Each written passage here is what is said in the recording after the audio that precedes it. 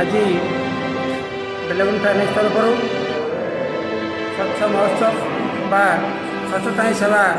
2025 कार्यक्रम बेलगुंठा एनएच विभिन्न विद्यालय छात्र छात्री मान मध्य ड्रॉइंग और क्विज कंपटीशन बर्तमान आयोजित होती कि बेलगुंठार 5टी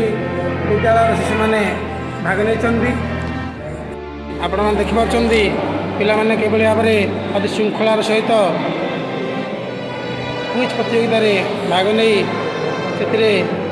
कृतकार्य हो पुरस्कृत पाइबापी मन को दृढ़ रखी कार्यक्रम भाग नहीं।